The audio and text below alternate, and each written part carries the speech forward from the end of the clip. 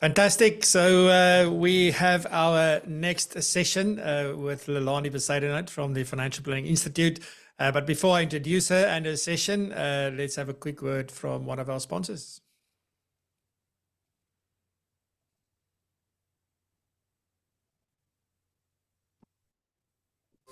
Fairbairn Consult offers you the protection of a big corporate brokerage, but philosophically we're an umbrella for IFAs. Our purpose is to create peace of mind for clients by building a sustainable model for financial advisors, and we've grown to nearly 200 advisors in just 4 years. The business is built on the principles of simplicity, transparency and fairness, but also with Kofi in mind, so we don't need to change anything when that becomes effective. We offer you the choice of over 100 product providers with no restrictions from house views and no conflicts from in-house products.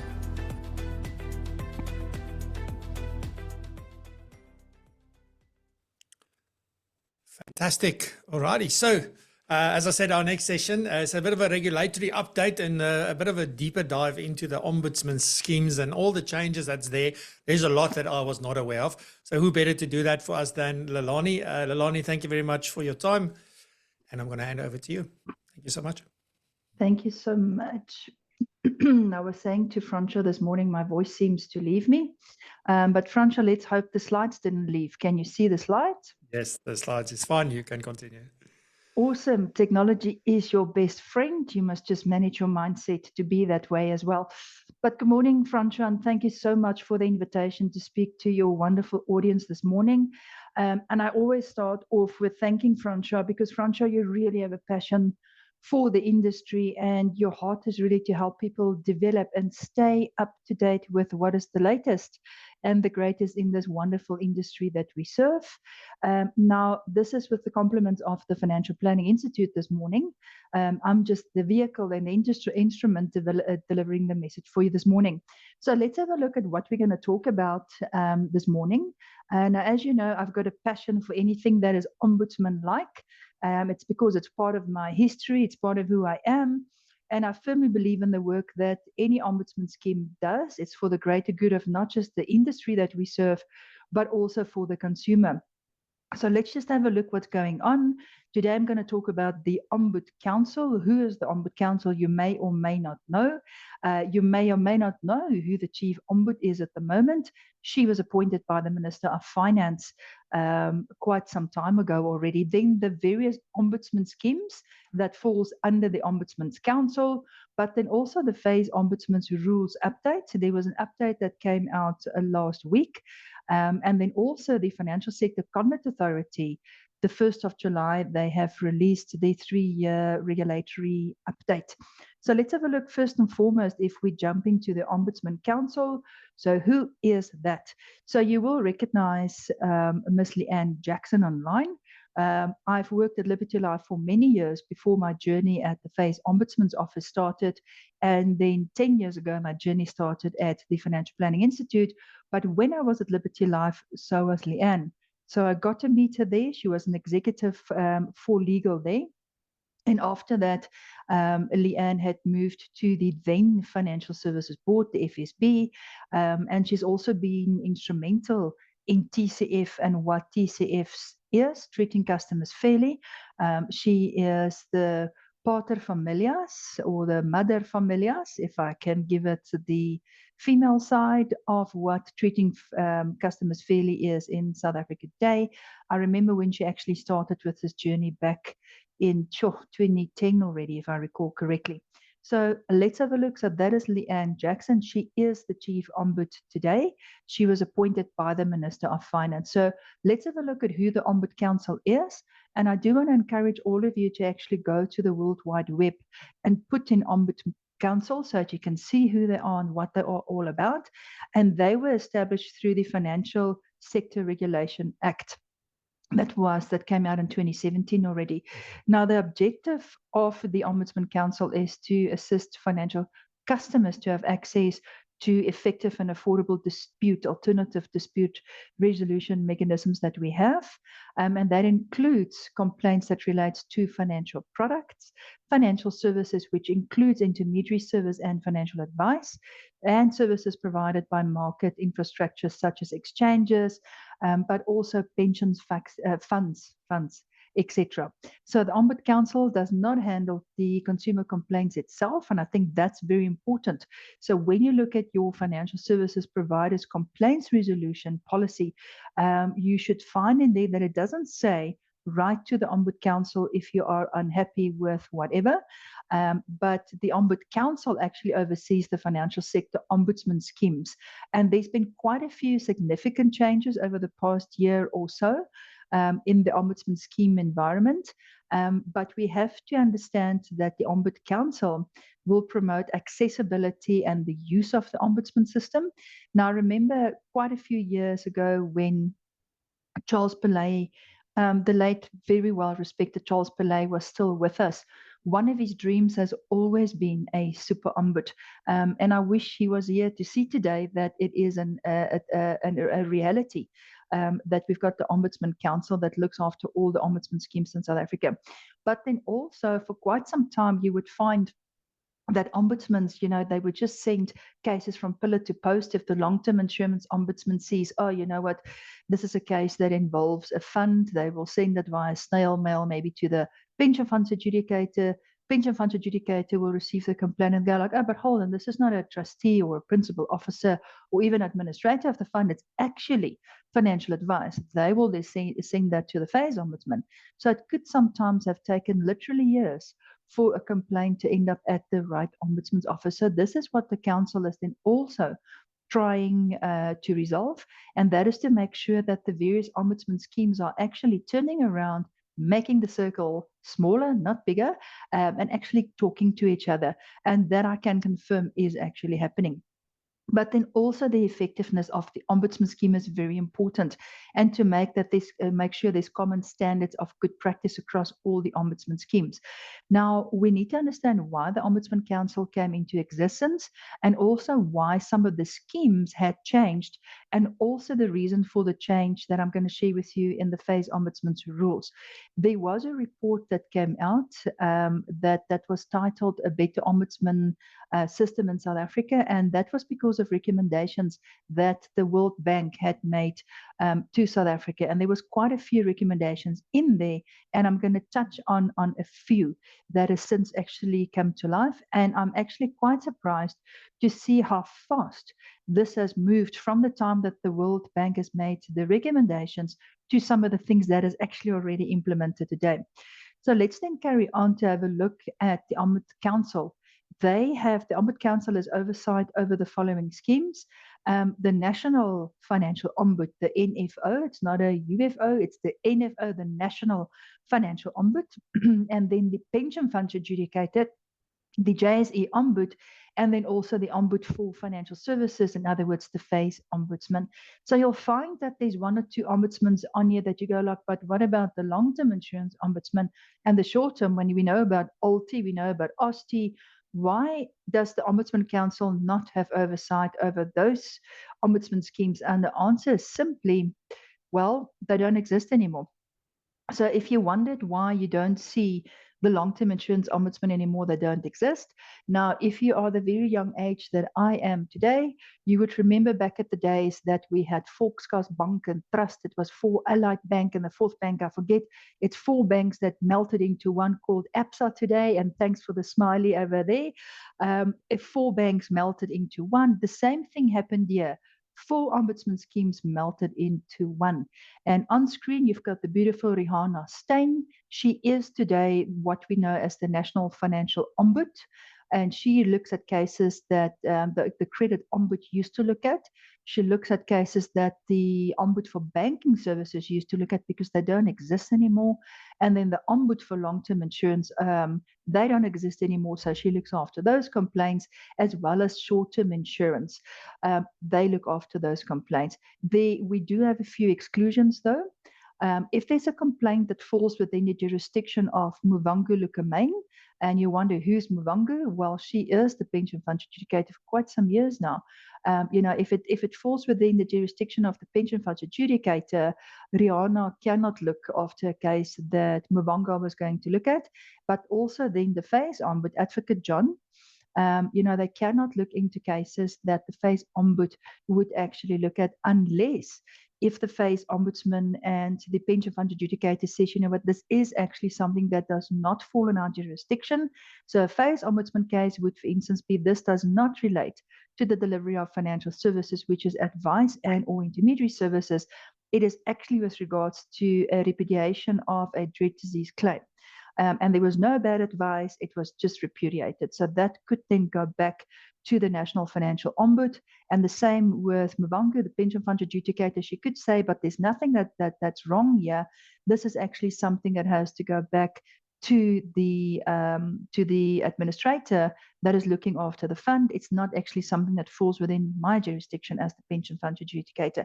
So you'll see here already that, you know, that shift of cases is already reduced to a smaller group. You know, you don't push it between the long-term, short-term, all of these ombudsmen. It's one ombud now, and you see her on screen. The moment that you see something in my slides that's a bit blue, it means that I've built a hyperlink in for you. So go and have a look at the National Financial Ombud rules. Just like the phase ombudsman has rules, there is rules that says how Rihanna will receive a complaint, how she will look at it, all the way to determination. And sometimes when some of these cases go on appeal, people would take it on appeal to say you didn't follow your own process, which is codified in the rules of that ombudsman's office. So please make sure that you familiarize yourself with the rules of that ombud. It's not really rocket science. It's pretty much the same than what the rules was in the previous ombudsman schemes. So in other words, you still have prescription coming in, you know, the 3-year clause that we have. There's a lot of things that's similar, but yet there's a lot of things that's not the same. So please be adventurous and go download those rules and read through it. You will have fun. Then if we then just remind you of who the various ombudsmen are, and I'm putting a face to the name because a lot of times we just think, oh, it's the pension fund's adjudicator, but we have no idea who she is, what she looks like, and you would not recognize her if you see her maybe at your FSP. When she comes to visit, you won't know that it's the pension fund's adjudicator that's actually visiting your FSP for the day. So Muvhango Lelané has been the pension fund adjudicator for quite some time now, and she's actually come a long way in terms of where she started. So you can see that she was still appointed by the then Minister of Finance, Pravin Gordhan, but she also served as the Deputy Pension Fund Adjudicator for, you know, so she's been in that office for more than a decade. You can see all her qualifications. I meet with her about 4 times a year in her office just next to the Financial Sector Conduct Authority on the N1. And it's really great to meet with her to get a deeper insight around what goes wrong with cases that she receives, or why did she receive cases. And most of the cases that she receives in her office relates to Section 37C and D. So C is where we look at you know, how the funds was distributed in the fund to the beneficiaries by the trustees. And a lot of the times people don't understand Section 37C because, hey, there was a beneficiary, you know, at the administrator on the certificate, which is a policy in our world, but it's actually a certificate, the policy showing that you're a member of the fund. And that certificate shows that my son was going to be the beneficiary, and then the trustees, as you know, in terms of 37C, could decide different depending on your legal and factual dependence. So they also look at cases where 37D comes in. The D stands for divorce, deductions, whatever the case may be, but so much more cases that they actually look at. So have a look at some of the determinations that had come out. So this is what the Ombud Council then also look at. So all these ombudsman schemes do work together. And I think the significant, important thing for you to note here is that the pension funds adjudicator is not part of the National Financial Ombud. She's separate. You would have remembered in the old way that the ombudsman schemes worked. You had, let's call them statutory ombudsman schemes, and then your voluntary ombudsman schemes. So if we go back to that one screen, you'll find that these were all voluntary type of ombudsmen that now forms part of the National Financial Ombudsman Schemes. And you'll find that the statutory ombudsmen, which is the pension fund adjudicator, they are still separate because they actually get their life through a very specific act. My understanding is that the pension fund adjudicator in the future may actually be called the retirement fund ombud, but for now it is still the pension fund adjudicator. So let's see in the future. I can't tell you when, but it may become the retirement fund ombud. Then if we carry on to the next statutory ombud that we have, again, there's a picture of who the person is. Let's put a face to the name. This is Advocate John Simpson. And he was a judge in he was he was a magistrate before he actually joined the FACE Ombudsman's office, and he was involved, I think it was at the banking ombud, if I recall correctly. So John had been there, I've lost track of time, I think it's about 2 years now, that John has cleaned out a number of cases, a significant number of cases. You would recall a while ago that Advocate John closed all the property syndication cases, and there was quite a lot in the media about it. But because the Ombud Council has oversight over these various ombudsman schemes, you will find that Leanne Jackson also had to confirm that what the FACE Ombudsman is doing is actually correct. They closed all those cases because you had to prove more elements. And they couldn't prove all the elements in the FACE Ombudsman's office, so most of those cases were closed. So if you look at the FACE Ombudsman and the primary role, they investigate, as we know, FACE Ombudsman type of complaints, but there's a few things that should happen before a case can actually go to the Ombudsman's office. So the complaints that they can investigate, they obviously can't look at complaints that falls in RIANA, the National Financial Ombudsman Schemes realm, and they can't investigate cases that falls maybe in a pension fund adjudicator. This is where they look at cases where somebody who is regulated by the FACE Act and the subordinate legislation that comes with it, this is where they then look at somebody who's contravened the FACE Act and they actually caused or are likely to cause financial prejudice. So somebody is losing money because the advisor did something wrong. That's plain language. And then furthermore, you acted negligently or willfully causing or is likely to cause any prejudice to people. And this is where you really look at your behavior, your professional behavior, how was your behavior, but then also treating the complainant fairly. This is where your TCF principles comes in again. You can see how TCF even goes down into the Ombudsman schemes, and we know that the building blocks for COFI is the treating your customer fairly principles. Now, the complaints resolution process, now we know that the complaint must actually be something that took place on or after 30 September. Anything before that would fall in a different ombudsman scheme. It used to be the long-term insurance ombudsman scheme because PPR had a small clause with regards to advice. Now it will most likely be, if it's before that date, the National Financial Ombudsman, but there, of course, prescription will come in. Prescription is 3 years. If you did not complain within 3 years since the time you became aware of the problem, you actually can't complain about the case. Very important one, but I will dive into more details there with regards to the monetary claim. Remember when you wrote your RE exam, and immediately I can see all 235 people, you're immediately in that place where you sat and wrote the RE exam. We then learned that it was 800,000 was that monetary limit. It has changed. We'll talk about that a little bit later. Now, also complaints, there's complaints that the FACE Ombud can and cannot look at. So complaints that they cannot look at is investment performance is excluded unless, and there's a very big unless here, unless that performance was actually guaranteed. Or it shows that there's fraud or that there's negligence or there's maladministration. So let's quickly unpack that. So we know at the moment that we are in a bull market. You can see it's up. The horns of the bull is up. Everybody's happy, and you've got a fantastic financial advisor. Everybody online, you are the best. You know the market. We're in a bull market, nothing wrong. Yes, Neddy Olukster, you're best. But then when you're in a bear market, look at the claws going down. Everybody goes like you're the worst financial advisor. You don't know what you do. You're not competent. You don't even know what an equity is. You don't know what's going on. So you'll find that it's almost like, let's call it the economic cycle or the complaint cycle. The complaint cycle is directly linked to the number of complaints that any FSP would receive. And that is when the Ombudsman's office would actually then say, you know what, if I look at this, this is in performance. There's nothing we can do about it. The markets went down. And it's quite interesting that you would have seen that when there's a big a move on the market, or the global the recessions that we see, or the moment pandemics, while one pandemic hit us, or the moment like that, like something like that hits us, the Ombudsman will get a lot more complaints. But let's just then hone in on the moment that you've guaranteed.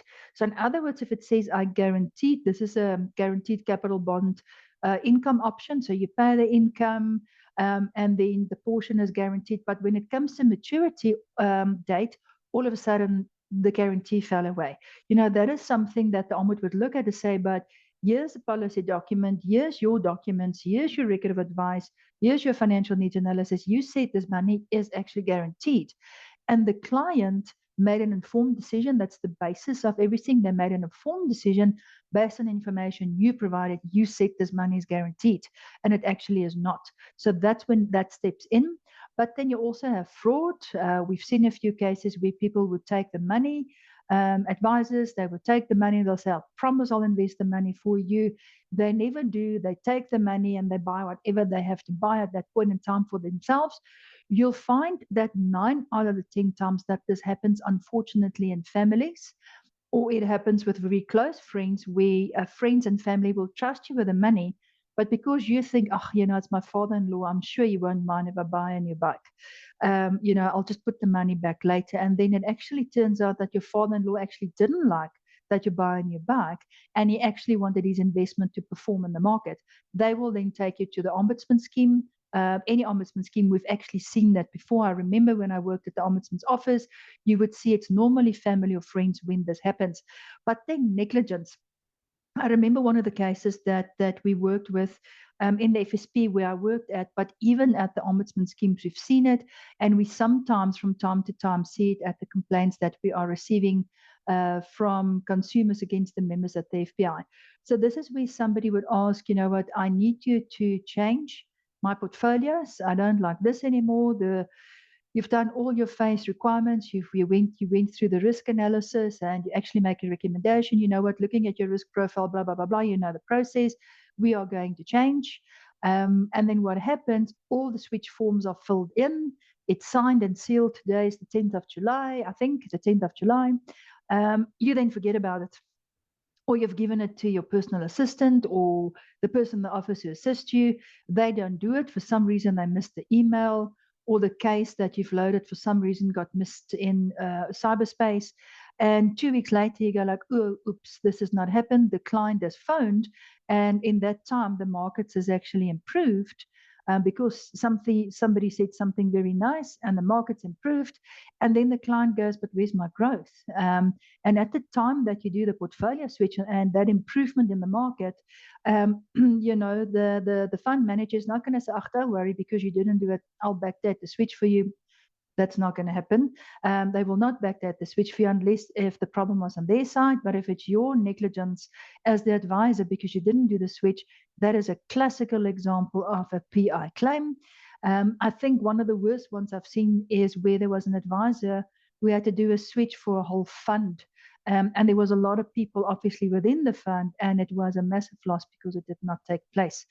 But then also, this is very important for a complainant. And this is why you need to please go and make sure, go and have a look at your own FSP's complaints policy. Did they update it to say long-term doesn't exist anymore? It's now the National Ombud. But it also needs to say there that you have to go to you first. You know, it's a very good principle in my life as well. If I've got a problem with Francois, I'm not going to go to his wife and say, Jong, hierdie Francois. That's the wrong way to do it.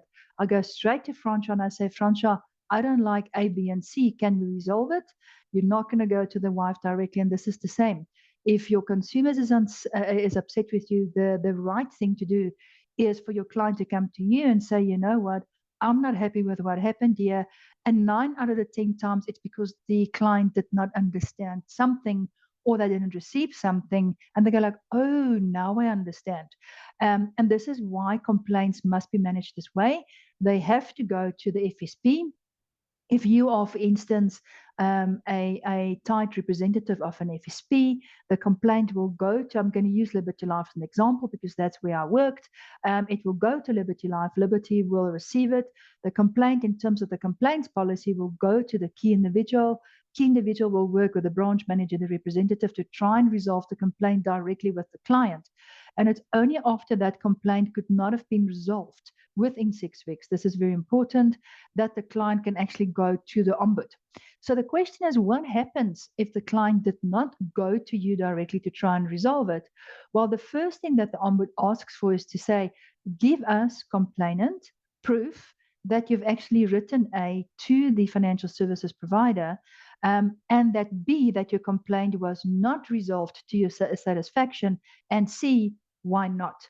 And if the complainant cannot give the Ombudsman's office that proof, the Ombud would pin that case. They still keep it open, but they will send it to the FSP to say, hi, hope you're doing well. Attaches the complaint received from one of your clients. It would appear that they have not approached you first. Please note you've got 6 weeks to resolve this matter with your client. If the case was not resolved, please let us know so that we can investigate the case further. You can see that that generic response is still imprinted in my mind. And that is the type of response that would then go back.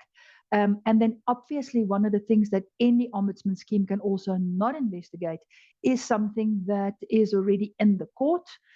Because remember, this is an alternative dispute resolution mechanism. So if you already went to the court, while you're in the court, you don't need an alternative dispute resolution mechanism to actually help you. So I know this is 9 out of 10 times everything that you know already, but it is nice to put a face to the name of who the Ombud actually is. So that was Advocate John. Let's then have a look at the Ombudsman's rules. Now, again, it's hyperlinked blue, which means there's a present for you. Click on it and you'll get the full set of the rules. So why is it important that I specifically hone in on the phase Ombudsman's rules that was updated? Well, my view is most of the listeners online today, or the attendees, that's maybe better, this is not a radio station, but most of the attendees online, this is the world that you live in. This is the world that you go to sleep in.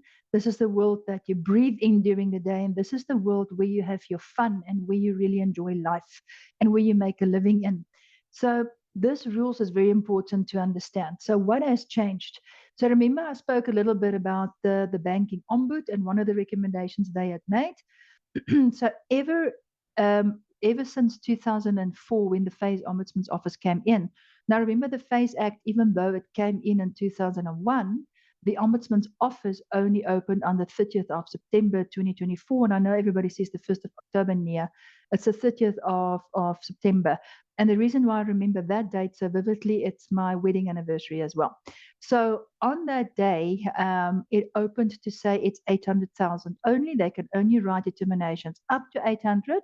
And if your claim is more than 800, what the Ombuds Office normally do is they sign a form, the complainant, to say, I'm willing to forego the difference between whatever I'm looking for and the 800,000. And it also makes clear that, let's say your claim is for $1 million, it makes it very clear that if you forego the 200, you forego.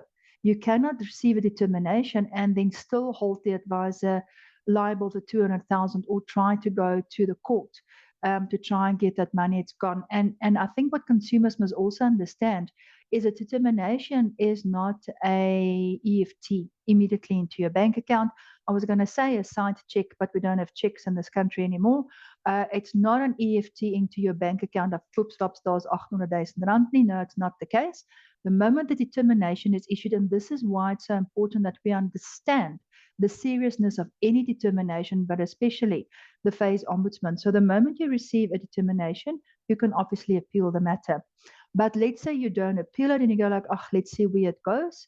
Let me tell you where it will go. Depending on the amount, it will go to whichever court. It will go to the clerk of the court or the registrar of the court, depending on the amount, and depending which region, that's where it will go. And they will put that case on the court roll. So the only thing that it skipped was all the court proceedings, but it's still a case that can go onto the court roll. What then happens if, should you not pay, in accordance to the determination, that over to the client. The sheriff will then come and visit you, the baillie. They will come and visit you and say, you know what, here's the court order, it's on the roll, we are actually here to collect.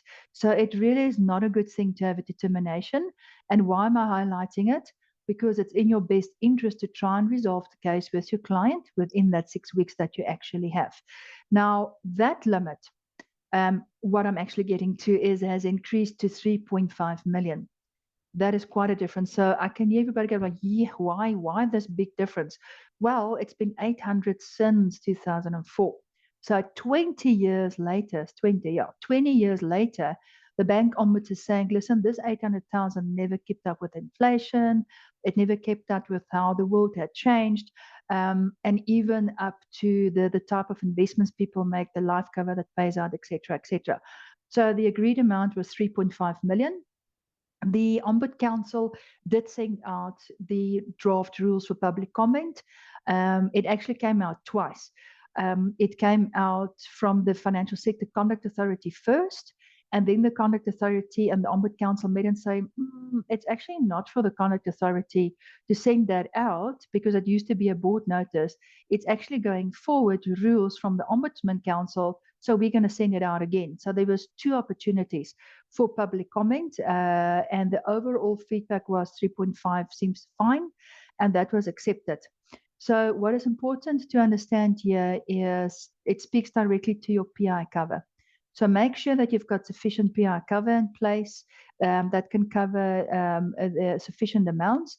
And the one thing that broke my heart, because I really, really have a passion for both sides of the coin, in other words, the financial advisor, I've got a big passion for the development of financial advisors, key individuals, etc., and role players in the industry.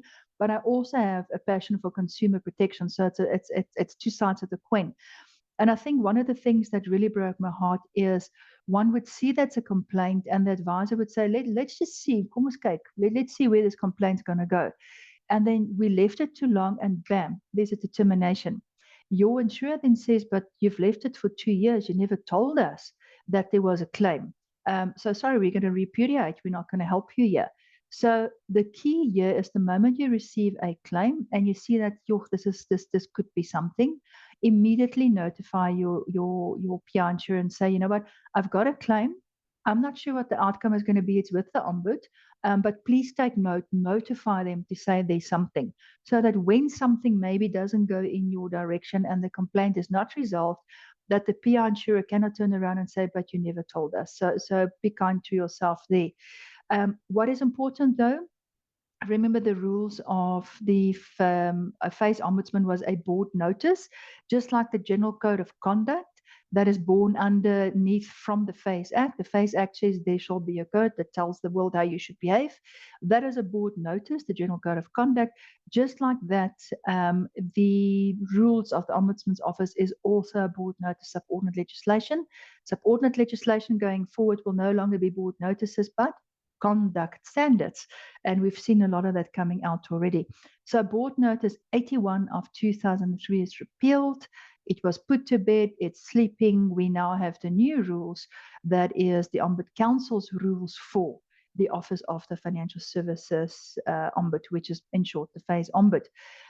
What is also important to note here, and this is quite a big change, where they are saying complaints against unauthorized providers.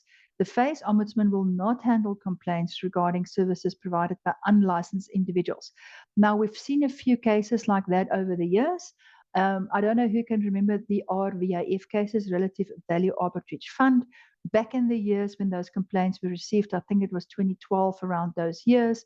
The hedge funds was not a reality yet. So it was something that wasn't even a financial product yet. People weren't, and because it wasn't a financial product, people felt, but there's no license category, so we're actually not licensed.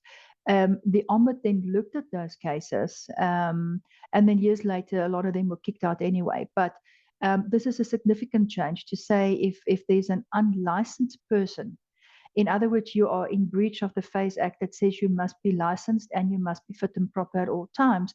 The Ombud cannot look at that. It will go to the Financial Sector Conduct Authority. And we have seen that the Financial Sector Conduct Authority is taking these cases quite seriously. I'm sure you've seen that there's cases that comes out every Wednesday. It is your Wednesday warnings that will come out, and they will warn them against providers that was unlicensed, and there will be a public warning, and then prosecution will then happen from the Conduct Authority side. So over the years, the Conduct Authority has really ramped up what they're doing there. And especially because South Africa is grey listed, there's quite a big focus on getting these unlicensed people out of the system. Is there a lot? Yes, there's a lot. If you ever look at the Wednesday warnings, you will see that that's quite a lot that comes out on a weekly basis.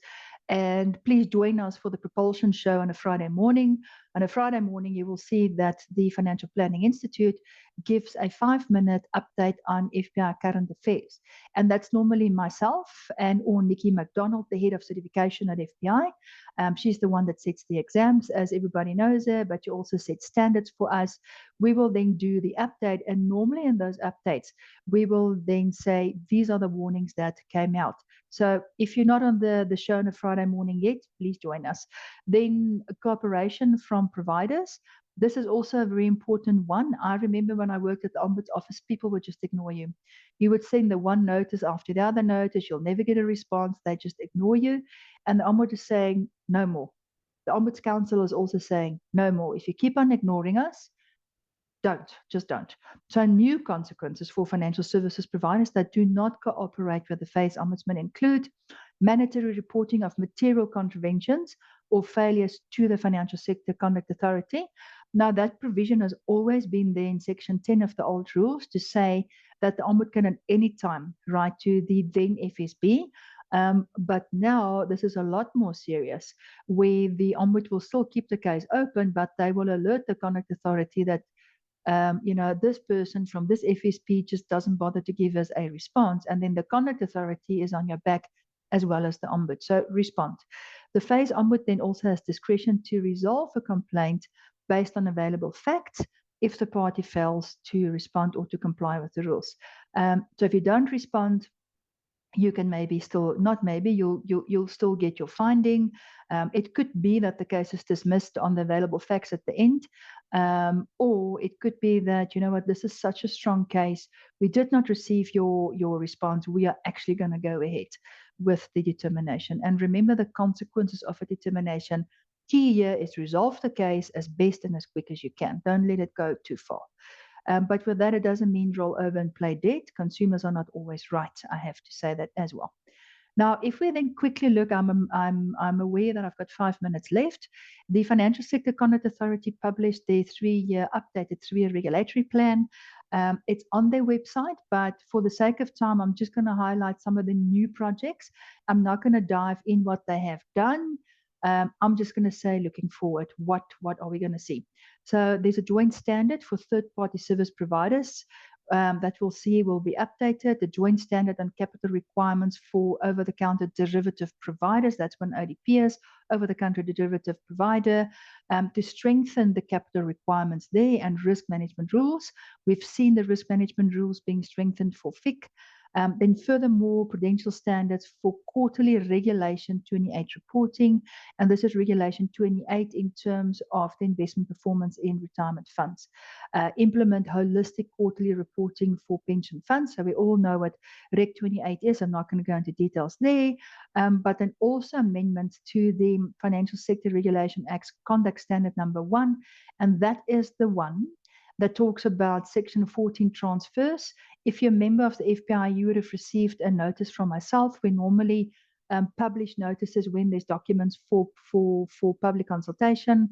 There is changes with regards to Section 14 transfers because of the two-pot system. Remember, you can now move from a savings pot to a savings pot, retirement pot to retirement pot. It's a Section 14 transfer. So the forms are updated and the rules are updated. Please take note of that. It is out for public comment at the moment. Comments are due the 30th of July, if I recall correctly. New strategic focuses. Now, I'm very excited about the new strategic focuses because it speaks to a few problems that we are trying to resolve industry-wide. So sustainable finance will come in. But the one that I'm most excited about is the open finance And this is where they would look at what is the overall API standards. So if somebody open finance is when you transfer data from the bank to the services provider, so it's transfer of consumer data. And everybody wants to take an API. You've got an API, you've got an API, you've got an API, and they want to plug into your data, and your cybersecurity risk just increases every time somebody wants the API.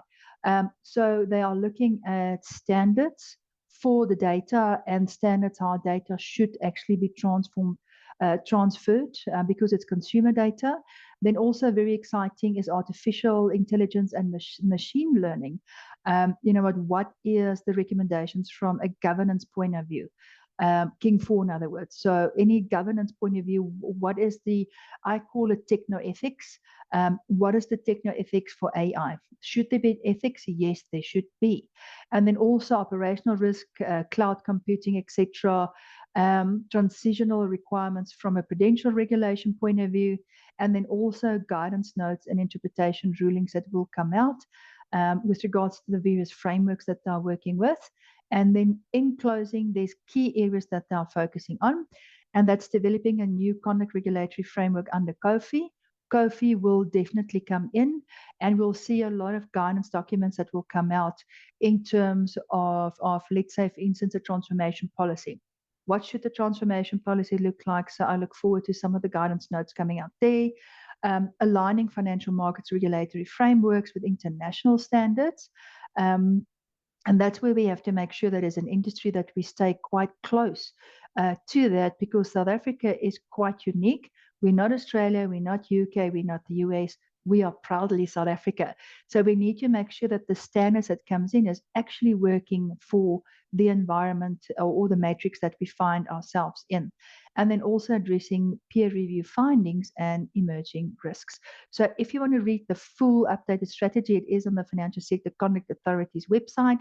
And I try to keep this as exciting as I can, because I know regulatory update can really be dry. But I'm sure you've learned a thing or two today from the Financial Planning Institute. And I look forward to, Francois, spending a bit more time with you and the team going forward. And a shout out to everybody. Please don't forget to join us on Fridays on Propulsion Live. Francois, back to you in the studio in Somerset West. Fantastic. You can send me the invoice for the marketing there for the show. Thank you. I'll do that. Yeah, Lelané, thanks. thanks. Yeah, I think this is information that doesn't usually find its way easily in a format like this to people who need to know about this and need to learn about this. So thank you very much for sharing. I think one of the things, we've got a couple of minutes, like literally 3 minutes. So I'll try and ask just one question. Just maybe, let me just see if there are any new comments that came in. As you can see, there's a lot of love and hand claps coming your way. So thank you very much for that. Those my arkies. I'll say. One of the things are that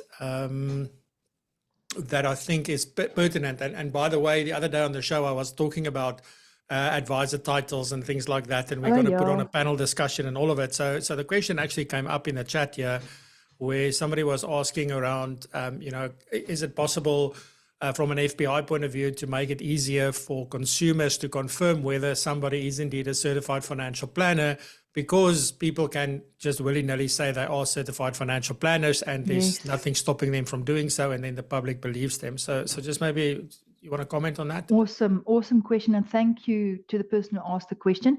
There's two ways you can see. Go to the FPI's website, www.fpi.co.za, or FPI My Money 123. And on there, you'll see it is find a financial professional or find a financial planner. When you click on there, you will see that link does not work currently on My Money. Thank you very much for that, Zelda. If you look at the main website, it should work. That's good feedback. I'll check with the marketing today. But if you then go in there, the link should show who's all your certified financial planners, registered financial practitioners, and financial services advisors. So all professional members registered with the FPI. We did update the links in this week, so I'll just make sure that I don't forget about that link, Zelda. But that's where you'll find people. The old way to find it used to be via postal code. I have no idea what my postal code is. So we just made the search fields a bit easier. So that's the one way you can do it. The other way is obviously to phone the FPI.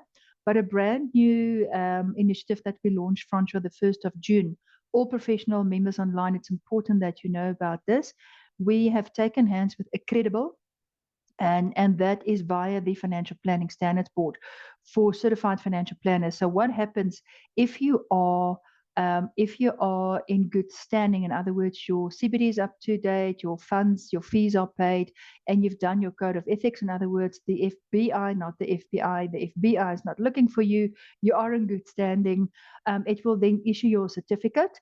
And it will then ask you, do you want this to be updated on LinkedIn? Yes, you should, because that's where your consumer wants to go and have a look.